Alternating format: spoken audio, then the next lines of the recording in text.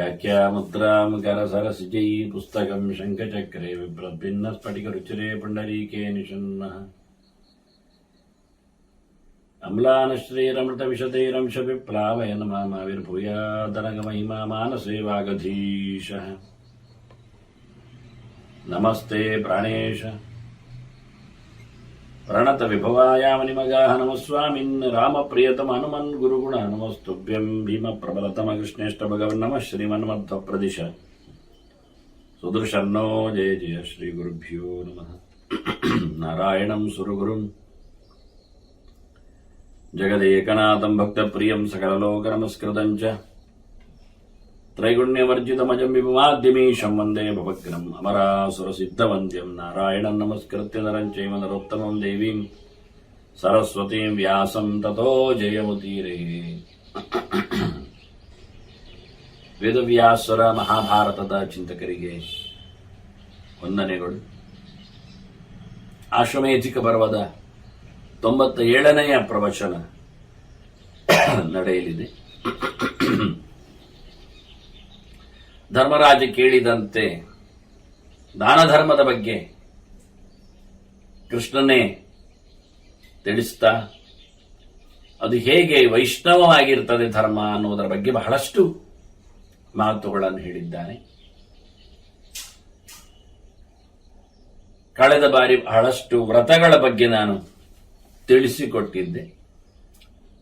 ಆ ಕೆಲವೆಲ್ಲದರ ಛಾಯೆ ಕೃಷ್ಣನ ಇವತ್ತಿನ ದಾನದ ವಿಷಯದಲ್ಲಿನ ಅನ್ನದಾನದ ವಿಷಯದಲ್ಲಿನ ಮಾತಿನಲ್ಲಿನ ನಡೆಯಲ್ಲಿ ನೋಡಬಹುದು. ನಾವು ಕೃಷ್ಣ ಹೇಳುತ್ತಾನೆ, ಅನ್ನದಾನ ಮಾಡಿ. ಹೇಗೆ ಮಾಡಿ? ಬ್ರಾಹ್ಮಣಾಯ ದರಿದ್ರಾಯ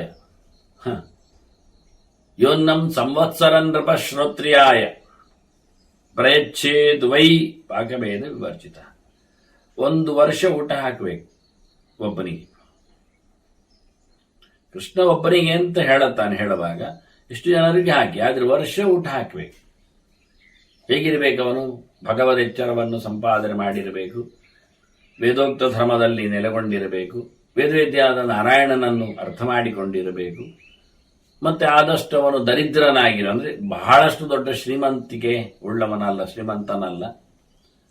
ಅಂತವನಿಗೆ ನೀವು ಬಹಳ ಪ್ರೀತಿಯಿಂದ ಅವನಿಗೆ ಉಣಬಡಿಸಬೇಕು. ಒಂದೊತ್ತಿನ ಊಟ. ನೀವು ಏನು ಊಟ ಮಾಡ್ತೀರಿ ಅದನ್ನೇ, ಪಾಕಭೇದ ವಿವರ್ಜಿತ. ವಿಷಯ ಇಷ್ಟೇ, ಅವನಿಗಾಗಿ ಒಂದು ಪ್ರತ್ಯೇಕ ಊಟ ಅಲ್ಲ. ನಿಮ್ಮ ಊಟ ಯಾವ ನಮೂನೆ ಇರ್ತದೆ, ಆದ್ರೆ ನೀವು ಊಟ ಮಾಡೋ ಮುಂಚೆ ಅವನಿಗೆ ಊಟ ಹಾಕಿ ನೀವು ಊಟ ಮಾಡಿದ್ರೆ ಆಯ್ತು. ಮತ್ತೆ ಆಡಂಬರ ಎಲ್ಲ ಬೇಡ ಅಂತಾನೆ. ಡಂಭಾನೃತ ವಿಮುಕ್ತಸ್ತು ಅಂತ. ಸುಳ್ಳು ದಾರಿಯಿಂದ ಸಂಪಾದನೆ ಮಾಡಿ ದೊಡ್ಡ ದಾರಿದ್ದೆಲ್ಲ ಆಗುವುದಿಲ್ಲ. ಬೂಟಾಟಿಕೆ ಎಲ್ಲ ತೋರಿಸ್ಲಿಕ್ಕಿಲ್ಲ. ಸಹಜವಾದ ನೆಲೆಯಲ್ಲಿ ಮಾಡಲಿಕ್ಕೆ ತುಂಬಾ ಪ್ರೀತಿಯಿಂದ ವಿಶ್ವಾಸದಿಂದ ಅವನ ಮೇಲೆ ಗೌರವದಿಂದ ಮಾಡಬೇಕು.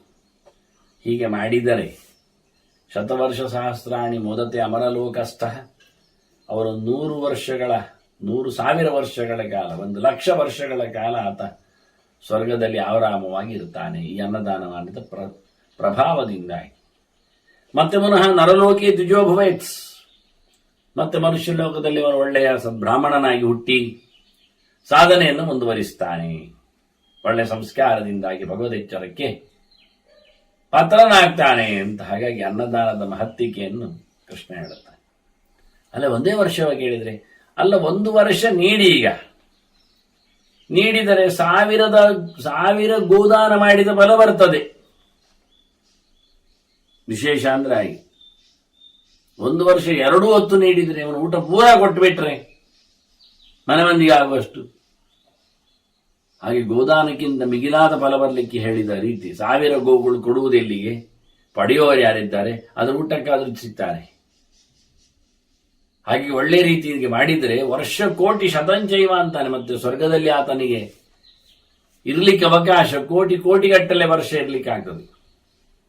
ಇದನ್ನು 10 ವರ್ಷಕ್ಕೆ ತಗೊಂಡು ಬಂದ್ರೆ ಒಬ್ಬನ ಊಟ ಹಾಕುವಂಥದ್ದು ಪ್ರತಿನಿತ್ಯ ಏಕಾದಶಿ ಬಿಟ್ಟು 10 ವರ್ಷದವರೆಗೆ ಒಬ್ಬನಿಗೆ ಅನ್ನದಾನವನ್ನು ಮಾಡಿದರೆ 10 ವರ್ಷ ಅವನು ಇರ್ತಾನೆ. ಕೆಲವೊಮ್ಮೆ ಯಾವುದೋ ಊರಿನಲ್ಲಿ ಕೆಲಸಕ್ಕೆ ಬಂದವನು, ಕಲೀಲಿಕ್ಕೆ ನಿಂತವನು, ಹೀಗಾಗಿ ಅಂಥವರನ್ನು ನಿಲ್ಲಿಸಿಕೊಂಡು ಹೇಳಿಸಿಕೊಂಡು ಒಂದೊಮ್ಮೆ ಬೇರೆಯವರಿಗೆ ವರ್ಗಾವಣೆಯಾದವರು ಬಂದರೆ ಸಿಕ್ಕಿದ್ರೆ ಒಳ್ಳೆ ಬ್ರಾಹ್ಮಣರು, ಜಪತಪ ಅನುಷ್ಠಾನರತರಾದವರು, ಸತ್ಕರ್ಮದಲ್ಲಿ ಸದ್ಧರ್ಮದಲ್ಲಿ ಆಸ್ತೆ ಉಳ್ಳವರಾದರೆ ಅವರನ್ನು 10 ವರ್ಷ ನಾವು PG ಅಂತೇನು ಹೇಳುತ್ತಾರೆ ಹಾಗೆ. ಆದರೆ ಕೊಡ್ಲಿಕ್ಕಿಲ್ಲ, ದುಡ್ಡು ಪಡೀಲಿಕ್ಕಿಲ್ಲ, ಪೇಯಿಂಗ್ ಇಲ್ಲ, ಖಾಲಿ ಜಿ ಅಷ್ಟೇ.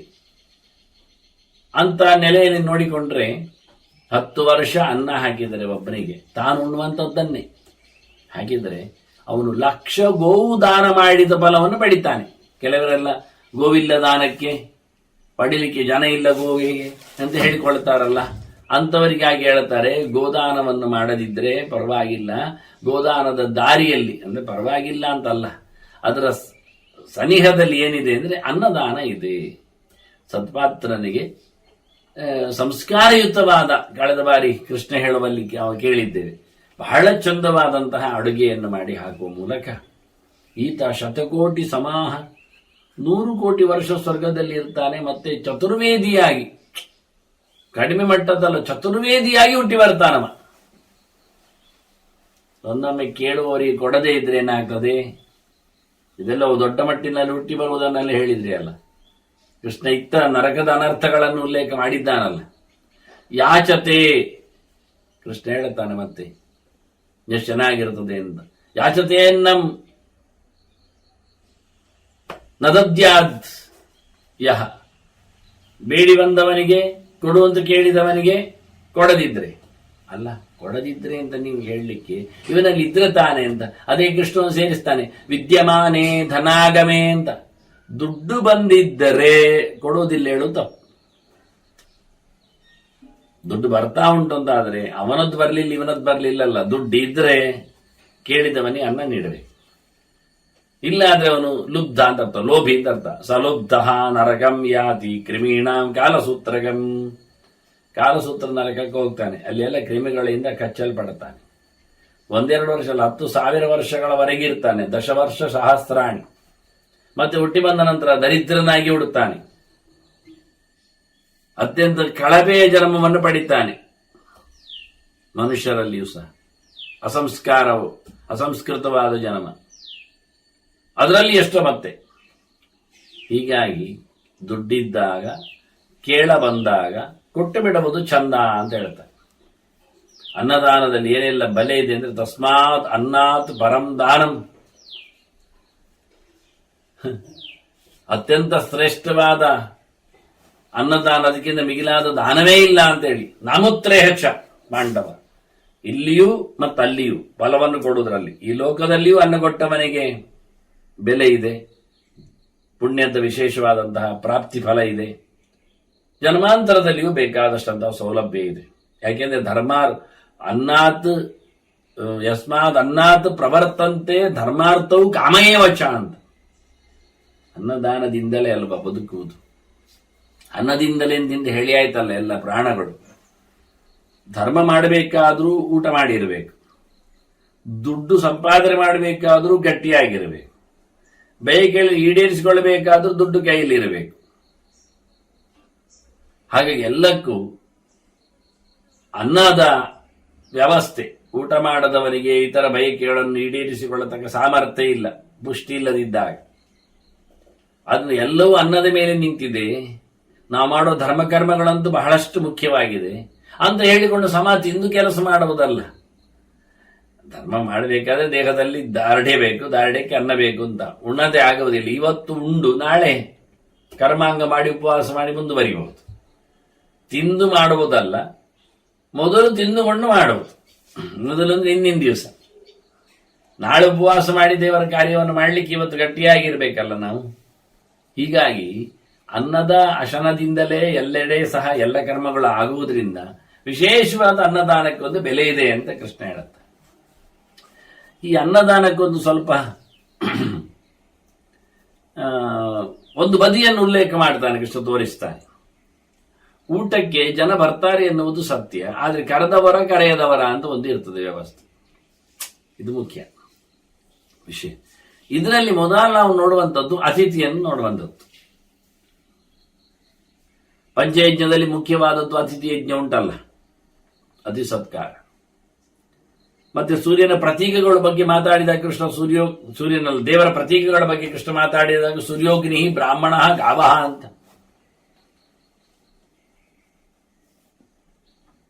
ತನ್ನ ಪ್ರತೀಕವಾಗಿ ಆದಿತ್ಯನ ವಿಪ್ರಾಯ ಕ್ರಿಯೆ ಅಂತ ಹೇಳಿಕೊಂಡು ಅತಿಥಿ ಸತ್ಕಾರ ಮಾಡ್ಲಿಕ್ಕುಂಟು ಅಂತ ಕೃಷ್ಣ ಹೇಳಿದ್ದಾನೆ. ಅತಿಥಿ ಹೇಗಿರ್ತಾನೆ, ಎಲ್ಲಿ ಸಿಗ್ತಾನೆ, ಹೇಗೆ ಬರ್ತಾನೆ? ಅತಿಥಿ ಅಂದರೆ ಆ ತಿಥಿ ಅಂದ್ರೆ ದಿನ ಅಲ್ವಾ? ಹೇಳಿ ಕೇಳಿ ದಿನದಲ್ಲಿ ಬಂದವಲ್ಲ ಅಂತ ಅರ್ಥ. ಎಲ್ಲಿ ಸಿಕ್ಕಿದ? ಮನೆ ಪಕ್ಕದಲ್ಲಿ ಕಾಡು ದಾರಿಯೋ ಒಳದಾರಿಯೋ ಇದ್ದಲ್ಲಿ ಬರ್ತಾ ಇದ್ದ. ಬಂದವನು ನಾವು ಕರಿಬೇಕಾಗಿಲ್ಲ, ಅವನು ಕರಿಯದೆ ಮನೆಗೆ ಅಂಗಳಕ್ಕೆ ಬಂದ್ಬಿಟ್ಟ. ಯಾಕೆ ಬಂದ? ಅವನು ಆಯಾಸ ಆಗಿದೆ, ನಡೆದು ದೂರ ಪ್ರಯಾಣಕ್ಕೆ ಹೋಗ್ತಾ ಇದ್ದಾನೆ ನಡುವೆ. ಆದರೆ ಹಿಂದಿನ ಕಾಲದಲ್ಲಿ ಎಲ್ಲ ಹೊರಟಾಗ ಬುತ್ತಿ ಕಟ್ಟಿಕೊಂಡೆಲ್ಲ ಹೊರಡುವ ಕ್ರಮ ಅಲ್ಲ. ಮತ್ತು 2-3 ದಿನದಿಂದ 4-6 ದಿನದಿಂದ ಯಾತ್ರೆ ನೆಲೆಯಲ್ಲಿ ಪಯಣ ಬೆಳೆಸಿದವರಿಗೆ ಕಟ್ಟಿಕೊಂಡು ಬರುವುದು ಏನು ಉಂಟು? ತಯಾರು ಮಾಡಿದ್ದು ಅಂತ ಹೋದಲ್ಲಿ ಹಿಂದೆ ತಯಾರು ಮಾಡೋದು ತಿನ್ನವು. ಆದ್ರಿಂದ ಎಷ್ಟು ಪಾಂಸುರ ಪಾದಶ್ಚ, ದಾರಿಯಲ್ಲಿ ನಡೆದು ಬಂದದ್ರಿಂದ ಕಾಲು ತುಂಬ ಮಣ್ಣಾಗಿದೆ ಅವನದ್ದು.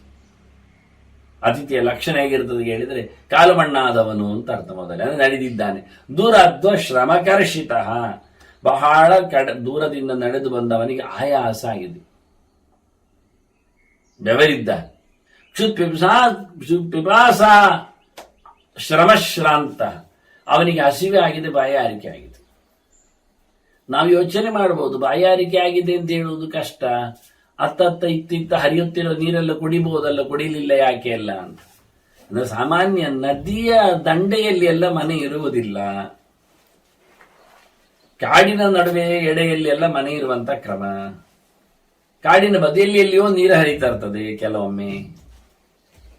ಮತ್ತೆ ಕುಡಿಯುವ ಕ್ಷಮತೆ ಆ ನೀರಿಗೆ ಇರುವುದಿಲ್ಲ ಕೆಲವೊಮ್ಮೆ. ಕುಡಿಲಿಕ್ಕೂ ಆಗುವುದಿಲ್ಲ ಹೋಗಿ ಮತ್ತೆ, ಯಾಕೆ ನದಿಯ ಪಾತ್ರೆಗೆ ಇಳಿಯುವುದು ಹೇಗೆ ಕೆಲವೊಮ್ಮೆ. ಹಾಗಾಗಿ ನದಿಯ ಬಗ್ಗೆ ಹೇಳಬೇಡಿ. ಮತ್ತೊಂದು ಮಾತು, ಸಿಕ್ಕಾಬಟ್ಟೆ ಬಂದಾಗೆಲ್ಲ ಕುಡಿತಾ ಇರುವುದು ಅಲ್ಲ, ನಿಯಮ ಉಂಟಲ್ಲ ಅವನಿಗೆ. ನಡೆಯುವವನಿಗೂ ನಡೀತಾ ಇದ್ದೇನೆ ಅಂತ ಕುಡಿಯುವುದಿಲ್ಲವ. ಮಧ್ಯಾಹ್ನದ ಹೊತ್ತಿಗೆ ನೀರು ಕುಡಿಯುವುದು ಮುಗಿದೋಯ್ತು. ಮತ್ತೆ ಸಂಜೆ ಊಟದ ಹೊತ್ತಿಗೆ ನಡುವೆ ಏನು ಆಹಾರ ನೀರು ತಗೊಳ್ಳದ ವ್ಯವಸ್ಥೆ, ಆ ಪದ್ಧತಿಯ ಕ್ರಮ ಸಹಜವಾದದ್ದದು, ಪ್ರಾಣಿಗಳಂತ ಎಲ್ಲ ಅಂತ. ಸಿಕ್ಕಿದ್ದನ್ನು ತಿನ್ನುವ ಚಟ ಇದ್ದಿಲ್ಲ ಅಂತ ಹೇಳಲಿಕ್ಕೆ. ದಾರಿ ಹೋಗನಿಗೂ ಒಂದು ನಿಯಮ ಉಂಟಲ್ಲ, ಗಟ್ಟಿಯಾಗಿ ಬಿಡುವುದಿಲ್ಲ. ಅದು ಪಿಪಾಸ ಶ್ರಮಶ್ರಾಂತ ಅಂತ. ಅವನಿಗೆ ಆಯಾಸ ಆಗಿದೆ, ಹಸಿವು ಬಾಯಾರಿಕೆ ಆಗಿದೆ, ಕಾಲು ತುಂಬ ಮಣ್ಣಾಗಿದೆ, ಆರ್ತಃ ಕಷ್ಟಪಡುತ್ತಾ ಇದ್ದಾನೆ. ಖಿನ್ನ ಗತಿರಿ ದ್ವಿಜ, ನಡೆದು ಸೋತಿದ್ದಾನೆ. ಭಗವಂತನ ಅರಿವು ಸಂಪಾದನೆ ಮಾಡಿದ ವ್ಯಕ್ತಿಯಾಗಿದ್ದಾನವ, ಒಳ್ಳೆಯವನಿದ್ದಾನೆ. ಇಂಥವನು ಪೃಚ್ಛನ್ಮೈ ಅನ್ನದಾತಾರಂ ಗೃಹಂ ಅಭ್ಯೇತ್ಯ ಚೇತ್. ಅವನಿಲ್ಲಿ ಕೇಳಿಕೊಂಡು ಬಂದ ಮನೆಗೆ. ಊಟ ಹಾಕಿ ಅಂತ ಕೇಳ್ತಾ ಇದ್ದಾನೆ, ನೀರು ಕೊಡಿ ಅಂತ ಕೇಳ್ತಾ ಇದ್ದಾನೆ. ನಾನು ಪಯಣಿಗ, ದೂರ ಹೊರಟಿದ್ದೇನೆ, ದೂರದಿಂದ ಬಂದಿದ್ದೇನೆ ಅಂತ. ಬಂದವನನ್ನು ತಂ ಪೂಜೆಯೇತ್ತು ಯತ್ನೇನ ಸೋತಿಥಿ ಸ್ವರ್ಗ ಸಂಕ್ರಮ ಸಹ ಅತಿಥಿ. ಅವನು ಅತಿಥಿ, ನಮಗೆ ಸ್ವರ್ಗವನ್ನು ಸೇರಿಸಲು ನಮ್ಮನ್ನು ಬಂದಿದ್ದಾನೆ ಅಂತ. ಸ್ವರ್ಗದ ಸೋಪಾನ ಹಾಗೆ ಬಂದವನು. ಅನ್ನ ಕೇಳುತ್ತಾ ಇದ್ದಾನೆ, ಅವನನ್ನು ಚೆನ್ನಾಗಿ ಉಪಚಾರ ಮಾಡಬೇಕು. ಕಾಲ ತೊಳಿಲಿಕ್ಕೆ ನೀರು ಕೊಟ್ಟು ಎಲ್ಲ ನಿಮ್ಮೊಂದು ಹೇಳ್ತಾನೆ ಕೃಷ್ಣ. ಅದನ್ನೆಲ್ಲ ಸ್ನಾನಕ್ಕೂ ಬೇಕಾದ ಎಣ್ಣೆ ನೀಡಿ, ಬಟ್ಟೆ ಬರೆಗಳನ್ನೆಲ್ಲ ಕೊಟ್ಟು, ಆಯಾಸ ಪರಿಹಾರಕ್ಕೆ ನೀರು ಅನ್ನೆಲ್ಲ ಹಾಕಿಕೊಳ್ಳುವ ಮೂಲಕ ತಸ್ಮಿನ್ ತುಷ್ಟೇ ನರಶ್ರೇಷ್ಠ ತುಷ್ಟಾಸ್ಯು ಸರ್ವದೇವತಾ.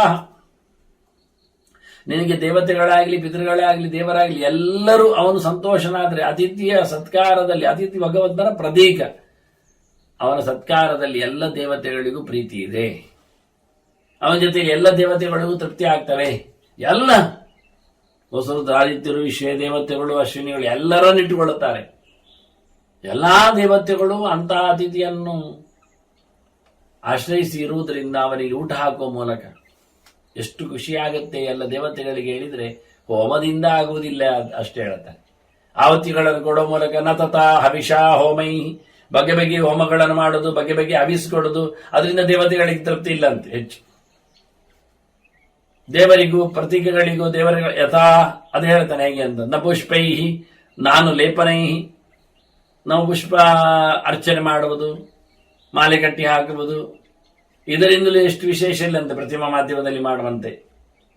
ಅಥವಾ ಪ್ರತಿಮೆಗಾಗೂ ನಾವು ಗಂಧ ಪೂಜಿಸ್ತೇವೆ, ಒಳ್ಳೆ ಚಂದ ಮಾಡಿ ಚಂದನವನ್ನು ತೆಗೆದು ಅದರ ಕೆಸರು ಮಾಡಿ ಅಂಟಿಸ್ತೇವೆ ಪ್ರತಿಮೆಗಳಿಗೆಲ್ಲ.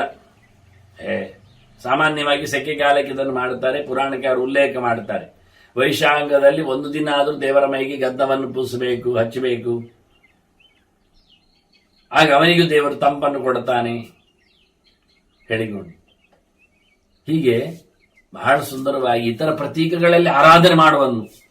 ಸ್ತಂಡಿಲದಲ್ಲಿ ಭಗವಂತನ ಪೂಜೆ ಮಾಡಲಿಕ್ಕೆ ಬರ್ತದೆ, ಆಗ ಅರ್ಚನೆ ಮಾಡಲಿಕ್ಕೆ ಹೂವೆ, ಅಲ್ಲಿ ಅಭಿಷೇಕ ಎಲ್ಲ ನಡೆಯುವುದಿಲ್ಲ, ಅದಕ್ಕೆಲ್ಲ ಗಂಧ ಎಲ್ಲ ಲೇಪನ ಮಾಡಲಿಕ್ಕೆ ಆಗುವುದಿಲ್ಲ. ಗಂಧ ಲೇಪನ ಮಾಡಲಿಕ್ಕೆ ಪ್ರತಿಮೆ, ಹವಿಸಿಕೊಳ್ಳಲಿಕ್ಕೆ ಅಗ್ನಿ, ಪುಷ್ಪಾರ್ಚನೆ ಮಾಡಲಿಕ್ಕೆ ಮಂಡಲ, ಹೀಗೆಲ್ಲ ಬಗೆ ಬಗೆ ಯಥಾ ಅಗ್ನಯ ಪಾರ್ಥ ದುಷ್ಯಂತದಕ್ಕೆ ಇಲ್ಲಿ ಕೃಷ್ಣ ಹೇಳ್ತಾನೆ, ನೀವು ಮಾಡುವ ಹೋಮ ಹವನಗಳಿಂದ, ಪುಷ್ಪಾರ್ಚನೆಯಿಂದ, ಗಂಧಲೇಪನದಿಂದ ಅಗ್ನಿಗಳು ತುಷ್ಟರಾಗ್ತಾರೆ. ಎಲ್ಲಿ ಅಗ್ನಿಗಳಿದ್ದಾರೆ? ನಾವು ಅಗ್ನಿಗೆ ಗಂಧಲೇಪನ ಮಾಡಿದ್ದೇವೆ, ಕನ್ನ ಕೈಯೇ ಸುಟ್ಟು ಹೋಗುತ್ತೆ ಅಗ್ನಿಗೆ ಗಂಧಲೇಪನ ಮಾಡಿದ್ರೆ. ಅಗ್ನಿ ಪುಷ್ಪಾರ್ಚನೆ ಮಾಡ್ಲಿಕ್ಕೆ ಆಗ್ತದ? ಆಗುವುದಿಲ್ಲ. ಅಗ್ನಿ ಪುಷ್ಪ ಎಲ್ಲ ಹಾಕ್ಲಿಕ್ಕಿಲ್ಲ, ಪುಷ್ಪ ಅಕ್ಷರಗಳನ್ನೆಲ್ಲ ಹಾಕ್ಲಿಕ್ಕಿಲ್ಲ, ಅಗ್ನಿಗೆ ಹಾಕ್ಲಿಕ್ಕಿಲ್ಲ. ಸುತ್ತಲೂ ತಂಡಿಲವನ್ನು ಮಾತ್ರ ಚಂದ ಮಾಡ್ಲಿಕ್ಕಿರುವಂಥದ್ದು ಕುಂಡವನ್ನು. ಅದರಿಂದ ಅಗ್ನಯ ಅಂತಿಲ್ಲಿ ಹೇಳಿದ್ದು ಬಹುವಚನದಿಂದ, ಬಹುವಚನ ಮಾಧ್ಯರ್ಥೆ ಅಂತ. ಅಗ್ನಿ, ಆನಂತರ ಸ್ತಂಡಿಲ ಅಂದ್ರೆ ಸ್ತನ ನೆಲ, ಭೂಮಿ, ಆರಾಧನೆ, ಮತ್ತೆ ಪ್ರತೀಕ, ಈ ಎಲ್ಲವೂ ಖುಷಿ ಆಗತ್ತೆ.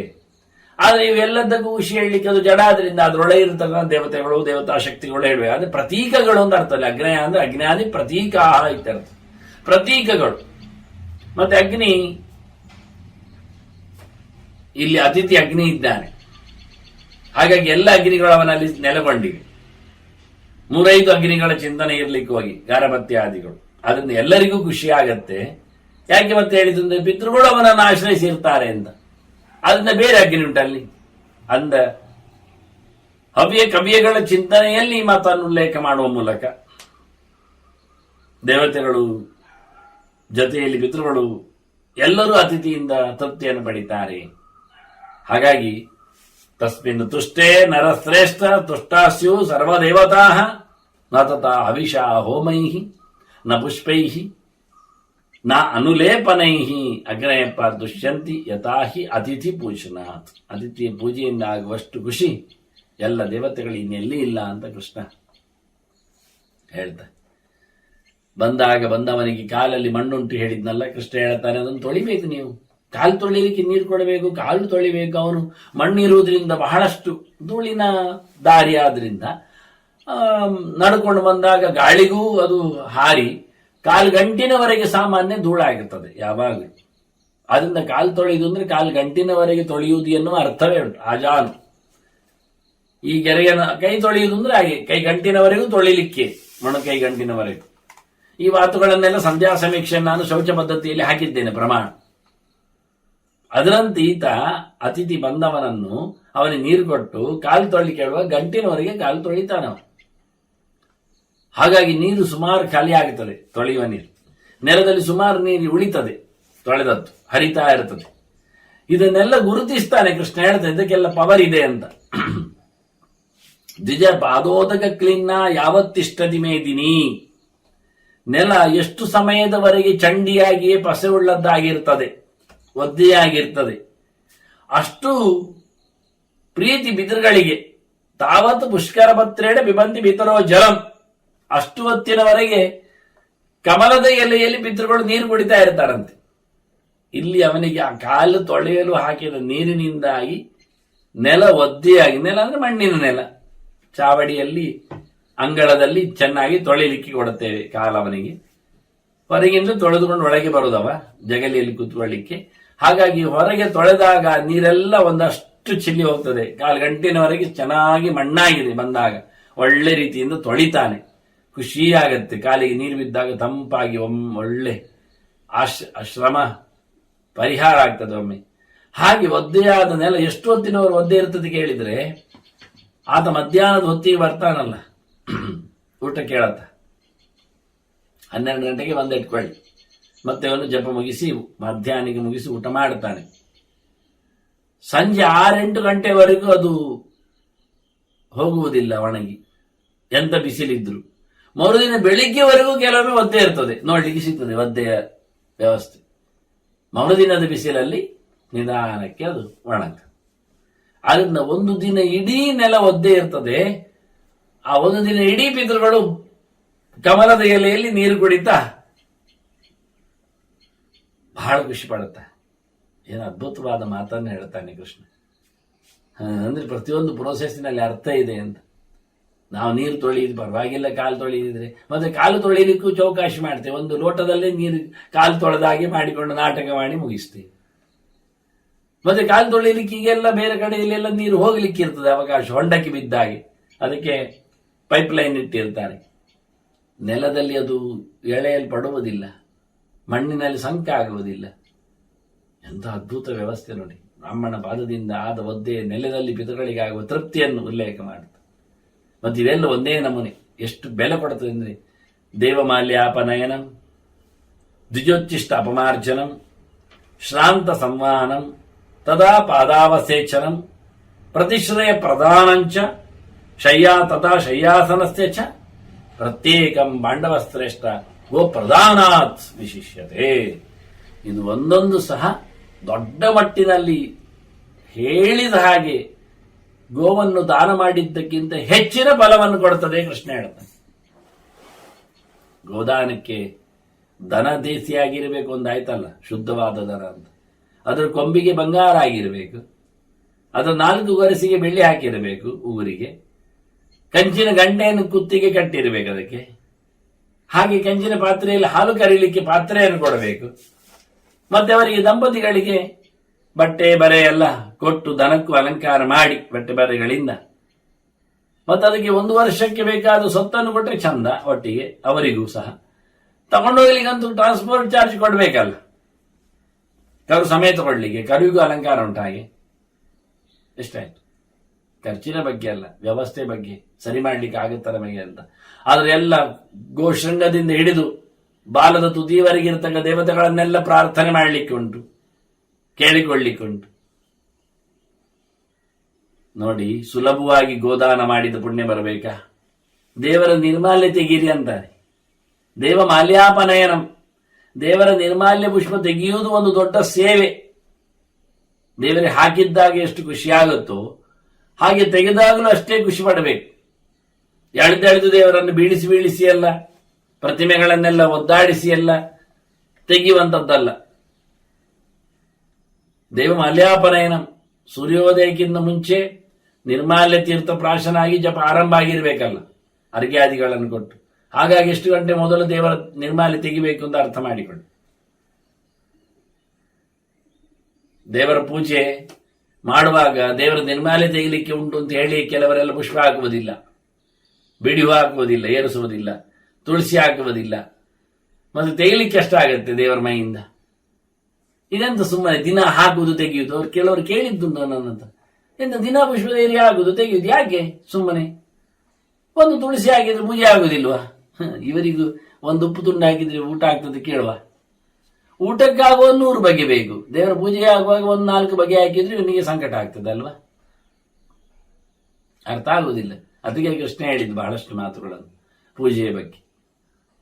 ನಮಗೆ ಅದು ಏನು ವಿಚಿತ್ರ ಅನಿಸ್ತದೆ, ದಿನ ಒಂದೇ ಮೀಸುದು, ಹಾಗೆ ಮತ್ತೆ ಅಲಂಕಾರ ಮಾಡುದು, ಮತ್ತೆ ಪೂಜೆ ಮಾಡುದು, ಮತ್ತೆ ಮುಚ್ಚಿಡುದು ಎಲ್ಲ ತೆಗೆದು. ಎಂತಕ್ಕೆ ಹೇಳ್ತಾನೆ? ಯಾರು ಮುಚ್ಚಿಡ್ಲಿಕ್ಕೆ ತೆಗಿಲಿಕ್ಕೆ ಹೇಳಿದ್ದಾರೆ? ಎಲ್ಲ ತೆಗೆದು ನಿರ್ಮಾಲ್ಯ ತೆಗೆಯುವುದು ಮರುದಿನ ಬೆಳಿಗ್ಗೆ, ಇವತ್ತು ಹಾಕಿದ್ದಕ್ಕೆ 24 ಗಂಟೆ ದೇವರ ಪ್ರತ್ಯೇಕತೆ ಮೇಲೆ ಇರಬೇಕು ಹಾಕಿದ ಹೂಗಳು, ತುಳಸಿಗಳು, ಮಾಲೆಗಳು ಎಲ್ಲ. ಹಾಗೆ ದೇವರ ನಿರ್ಮಾಲ್ಯವನ್ನು ತೆಗೆಯುವುದು ಸಮಯಕ್ಕೆ ಸರಿಯಾಗಿ. ಹಾಗೆ ದ್ವಿಜೋಚ್ಚಿಷ್ಟ ಅಪಮಾರ್ಜನ, ಹಾಗೆ ಊಟ ಮಾಡಿದ ಬ್ರಾಹ್ಮಣನ ಎಲೆ, ಆ ಮುಸುರೆ ಮಡೆ ಎಲ್ಲ ತೆಗೆಯುವುದು.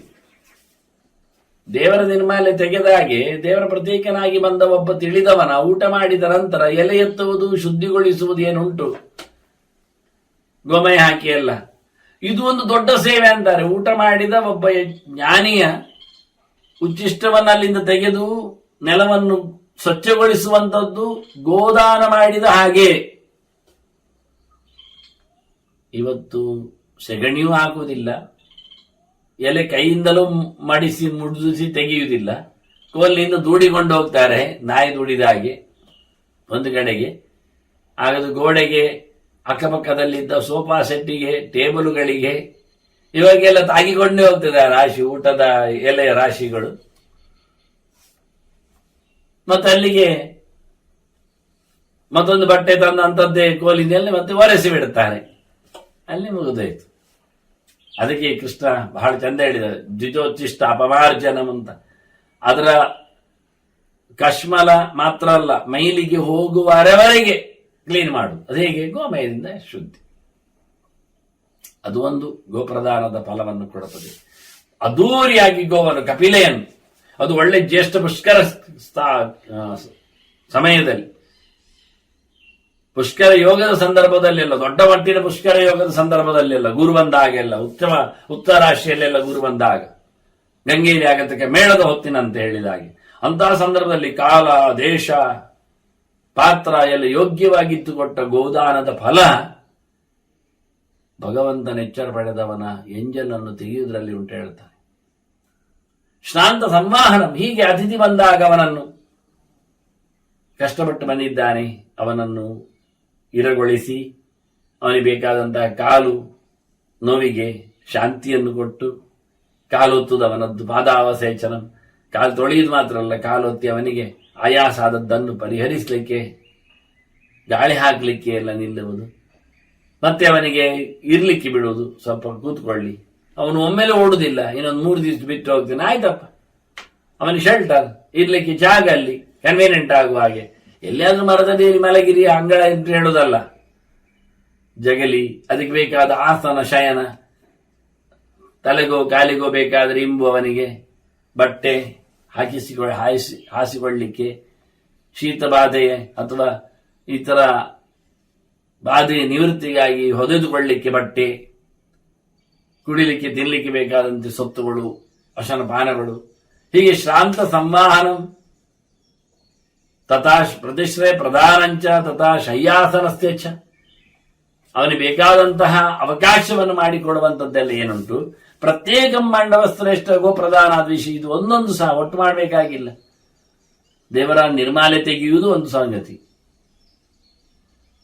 ಒಬ್ಬ ತಿಳಿದವನ ಎಂಜಲಿ ಎತ್ತುವುದು ಒಂದು ಗೋದಾನದಂತೆ, ಅದರೊಟ್ಟಿಗೆ ಶ್ರಮಪಟ್ಟವನ ದಾರಿಹೋಕನ ಅತಿಥಿಯ ವಿಶೇಷವಾದ ಸಮಾರಾಧನೆ, ಅದನ್ನು ನೋಡಿಕೊಳ್ಳಿಕೊಂಡು, ಹಾಗೆ ಕಾಲು ತೊಳೆಯುವಂಥದ್ದವನದ್ದು, ತಿಳಿದವರದ್ದು, ಮತ್ತೆ ಅವರಿಗೆ ಬೇಕಾದಂಥ ಅವಕಾಶ ಕೊಡುವಂಥದ್ದು, ಅವರಿಗೆ ಬೇಕಾಗಿರತಕ್ಕಂಥ ಆಸನಗಳು, ಶಯ್ಯ ಮುಂತಾದ ಸೊತ್ತುಗಳನ್ನು, ಬಟ್ಟೆ ಬರೆಗಳನ್ನು ನೀಡುವಂಥದ್ದು, ಇವೆಲ್ಲ ಗೋದಾನ ಮಾಡಿದಷ್ಟರ ಫಲ ಬರ್ತದೆ.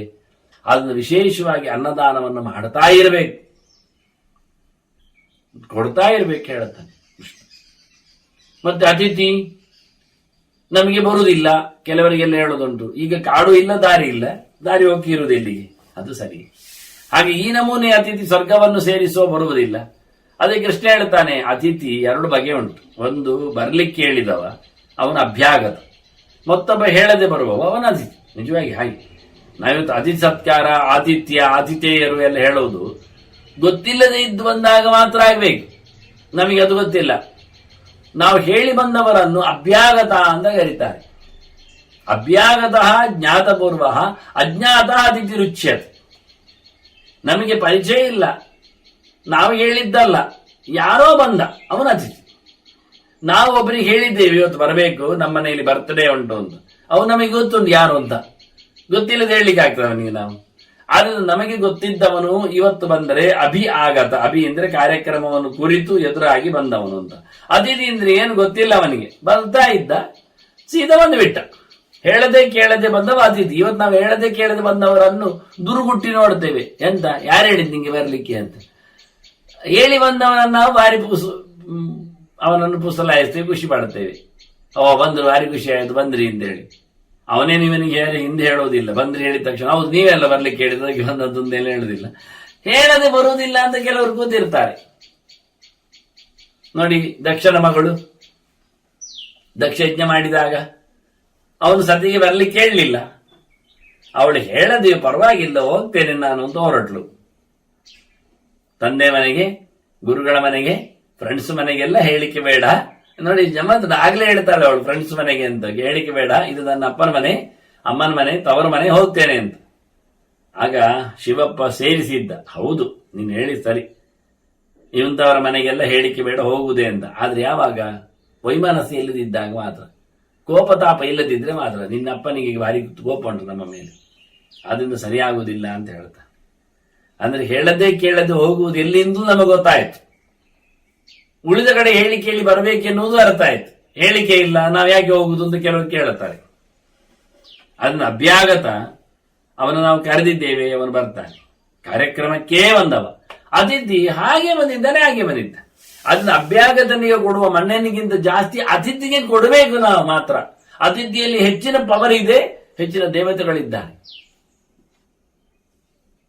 ಹಾಗಾಗಿ ಅತಿಥಿಯ ಬಗ್ಗೆ ಮತ್ತಷ್ಟು ವಿಶ್ಲೇಷಣೆ ಕೃಷ್ಣ ಮಾಡ್ತಾನೆ, ನೋಡುವ.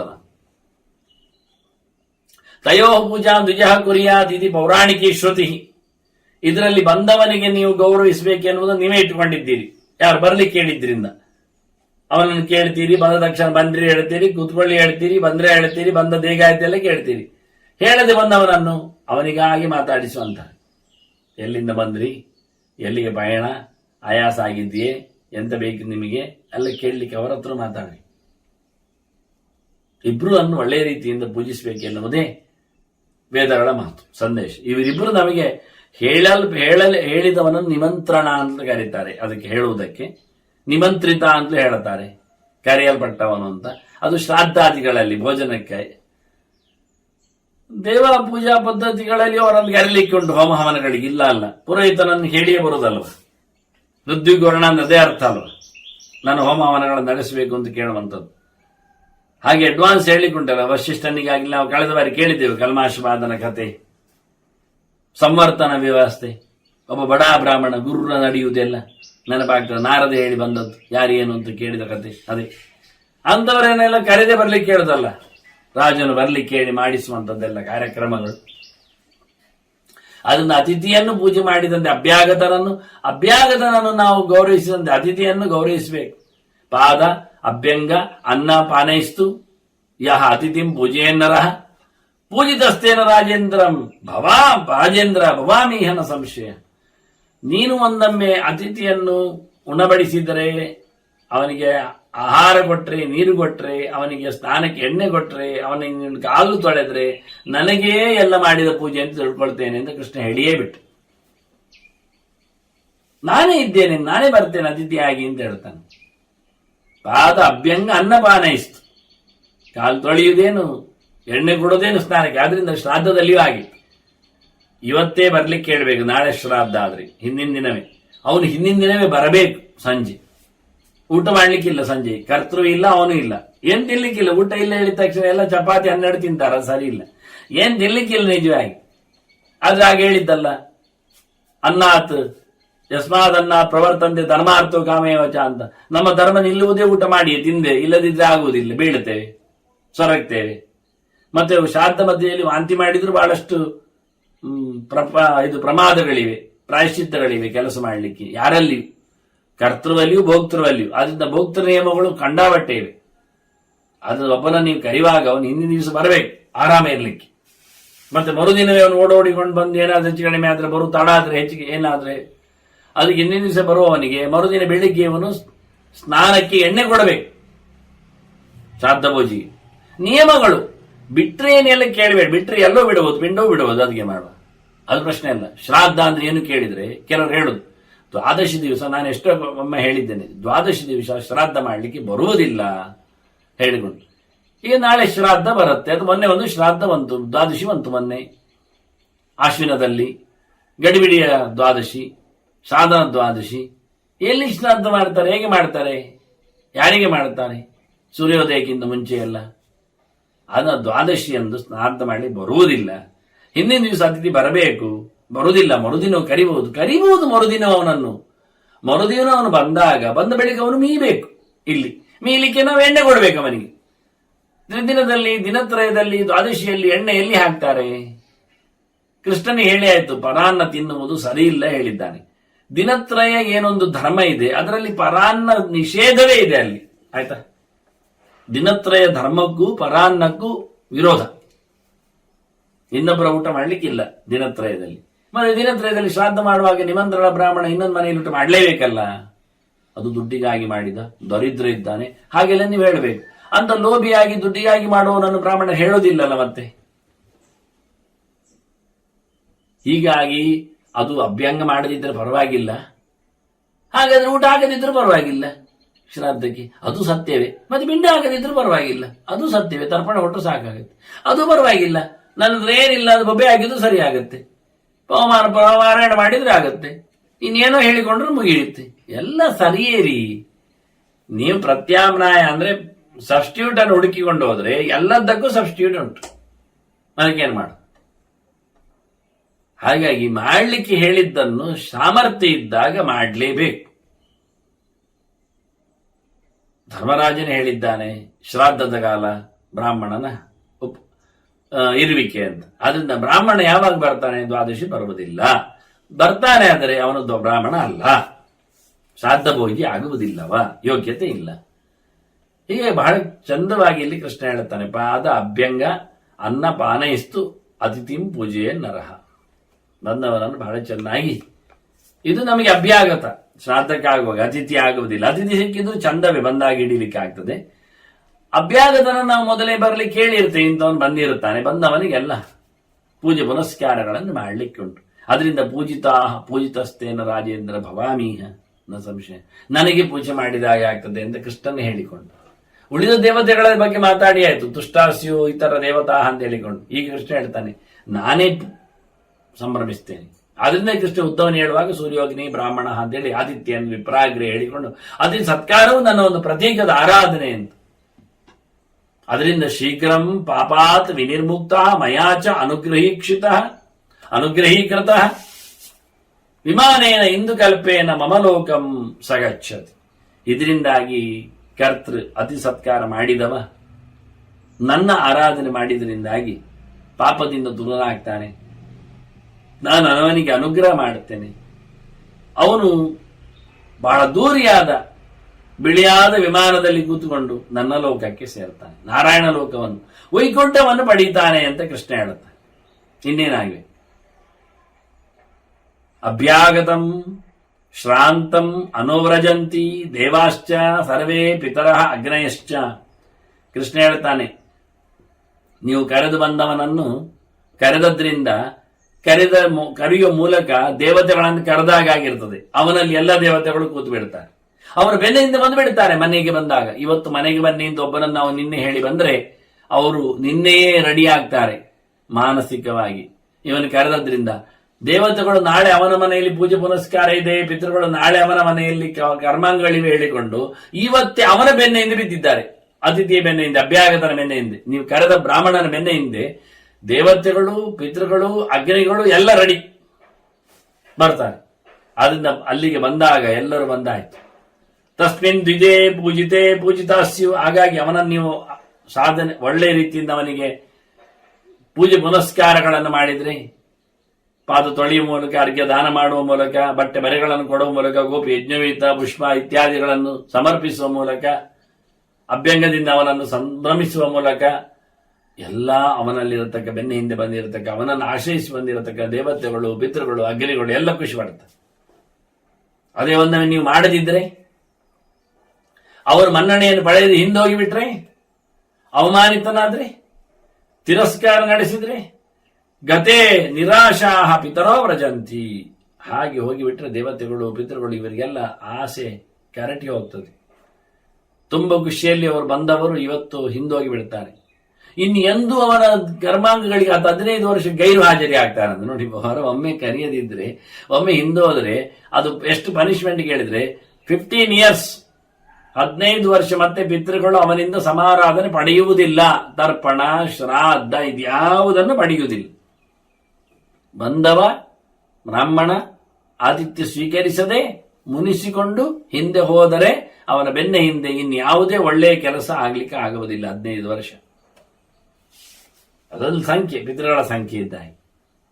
ಮತ್ತೆ ಆಯ್ತು ಏನಾದ್ರು 15 ವರ್ಷದ ನಂತರ ಅವನು ಮಾಡೋ ಸಾಧನೆಗೆ ಅರ್ಥ ಬರುತ್ತೆ. ವರ್ಜಿತ ಪಿತೃಭಿಹಿ ಲುಬ್ಧ ಸದೇವೈಹಿ ಅಗ್ನಿಭಿಹಿ ಸಹ. ಅವನು ಯಾಕೆ ಊಟ ಹಾಕಲಿಲ್ಲ? ಲೋಭ ಮಾಡಿದವ. ಅವನು ಪಿಟ್ಟಾಸಿತನದಿಂದ ಹಾಕಲಿಲ್ಲ ಅಲ್ವಾ? ಹಾಗಾಗಿ ಅವನು ಪರಮ ಲುಬ್ಧ ಅನಿಸಿಕೊಂಡಿದ್ದಾನೆ, ಪರಮ ಲೋಭಿ ಇದ್ದಾನೆ, ಕಡು ಲೋಭಿ ಇದ್ದಾನೆ. ಅವನು ಪಿತೃಗಳಿಂದ, ದೇವತೆಗಳಿಂದ, ಅಗ್ನಿಗಳಿಂದ ಬಿಡಲ್ಪಟ್ಟು ಅವರೆಲ್ಲರೂ ಅವನನ್ನು ತೊರೆದೋಗಿದ್ದಾರೆ. ಹಾಗಾಗಿ ಅವನು ನಿರಯಂ ರೌರವಂಗತ್ವ 10 ವರ್ಷಾಣಿ ಪಚ್ಚತಿ. 10 ವರ್ಷಗಳ ಕಾಲ ರೌರವ ನರಕದಲ್ಲಿ. ರುರು ಅಂದ್ರೆ ಸರ್ಪಾದತಿಗುರುರತ್ವ ಅಂತ ಹೇಳ್ತಾರೆ. ಭಯಂಕರ ಹಾವಿಗಿಂತ ಜೋರಾದ ಹುಳ.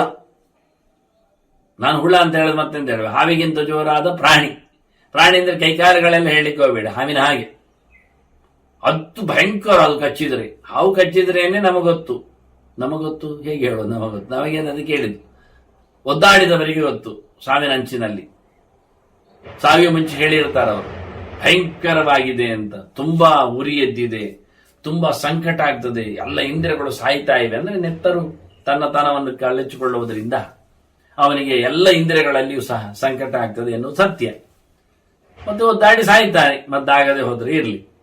ಅದು ತೀವ್ರತರವಾದ ನಂಜು ಅಲ್ಲ ಆಗ್ತದೆ ಒಂದೊಮ್ಮೆ ಬದುಕಿ ಬಂದ್ರೆವ. ಆದ್ರೆ ಬಹಳ ಜೋರಾದ ಹಾವುಗಳ ವಿಷದಿಂದ ಮನುಷ್ಯ ತನ್ನ ಪ್ಯಾರಲೈಸ್ ಆಗ್ತದೆ. ಕೆಲವೊಮ್ಮೆ ಅಟ್ಯಾಕ್ ಆದ್ರೆ ಒಂದ್ಸತಿ ಇನ್ನೇನೋ ಇಲ್ಲ ತೊಂದರೆ ಅನುಭವಿಸ್ತಾನೆ.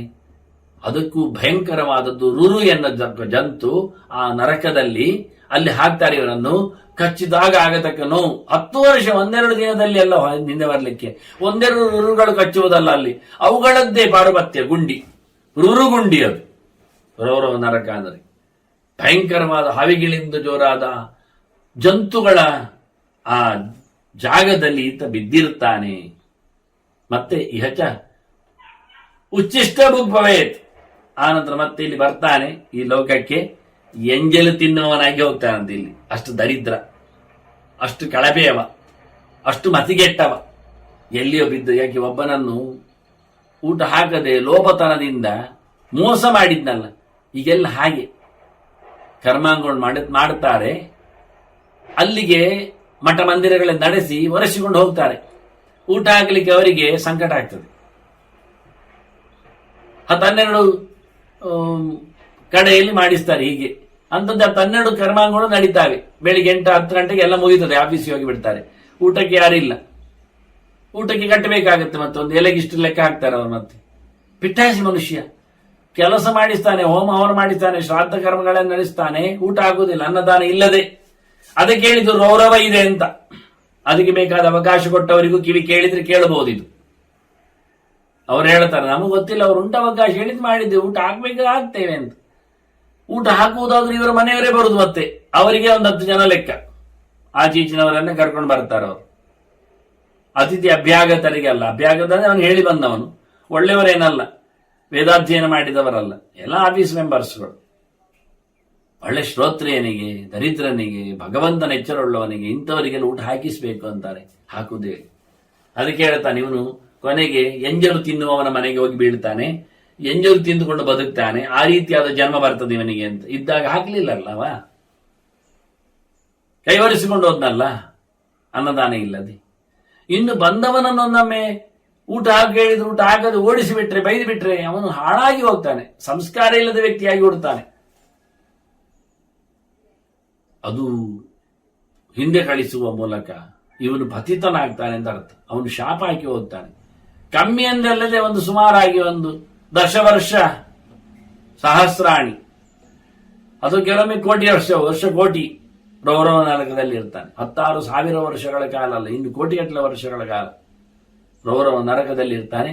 ಮತ್ತೆ ಶ್ವಾಚೈವ 12 ಜನ್ಮಾನಿ, ಶ್ವಾಚ 12 ಜನ್ಮಾನಿ ಜಾಯತೆ ಕ್ಷುತ್ಪಿಪಾಸಿತ. ಹಸಿವು ಬಾಯಾರಿಕೆಯಿಂದ ಕಂಗಾಲಾದ ನಾಯಿ ಆಗ್ತಾನೆ ಆ 12 ಜನ್ಮಗಳಲ್ಲಿ. 1 ಸರ್ತಿ 2 ಸರ್ತಿ ಅಲ್ಲ. ಯಾಕೆ ಬೇಗ ಮತ್ತೆ ಹೋಗ್ತದಲ್ಲ ನಾಯಿ ಜನ್ಮ, ಹಸುವಿಂದ ಸಾಯ್ತದಲ್ಲ ಅದು, ಮತ್ತಿನ್ನೊಮ್ಮೆ ನಾಯಿ ಆಗ್ತದೆ. ಒಬ್ಬೊಬ್ಬ ಹಸುವಿಂದ ಬಂದವನಿಗೆ ಊಟ ಆಗದೆ ಅವನನ್ನು ಹಿಂದೆ ಕಳಿಸುವ ಮೂಲಕ ಅವನು ಮಾಡಿಕೊಂಡಿರತಕ್ಕಂತಹ ಅನ್ಯಾಯ ತಪ್ಪು ಪಾಪ ಏನು ಕೇಳಿದ್ರೆ ನರಕಾದಿ ಅನರ್ಥ ಅಷ್ಟೇ ಅಲ್ಲದೆ ಮತ್ತೆ ಹುಟ್ಟಿ ಬರುವಾಗಲೂ ನಾಯಿಯಂತೆ ತಿನ್ಲಿಕ್ಕಿಲ್ಲದೆ ತಿರುಗಾಡಿಕೊಂಡು ಆ ತನ್ನೆರಡು ಜನ್ಮಗಳಲ್ಲಿ ಹಸಿವು ಬಾಯಾರಿಕೆಯಿಂದ ಒದ್ದಾಟ ಪಡುತ್ತದೆ. ಎಷ್ಟು ಚೆನ್ನಾಗಿ ಕೃಷ್ಣ ಹೇಳ್ತಾರೆ. ಅನ್ನದಾನದ ಮಹತ್ತಿಗೆ ಅದರಲ್ಲಿಯೂ ಅತಿಥಿಯ ಸತ್ಕಾರ ಚಿಂತನೆ ಇನ್ನಷ್ಟು ಮುದ್ದೆಯಾಗಿ ಮತ್ತಷ್ಟು ಬಹಳ ಸುಂದರವಾಗಿ ಕೃಷ್ಣ ಚಿಂತನೆಯನ್ನು ತರ್ತಾನೆ. ಮತ್ತೆ ಅತಿಥಿಯ ಅನ್ನದಾನದ ಮಹತ್ತಿಗೆ ಬಗ್ಗೆ ಮತ್ತೆ ಕೇಳುವ. ವಂದನೆಗಳು. ಶ್ರೀಕೃಷ್ಣ ಅರ್ಪಣಮಸ್ತು. ನಾರಾಯಣ ನಾರಾಯಣ ನಾರಾಯಣ.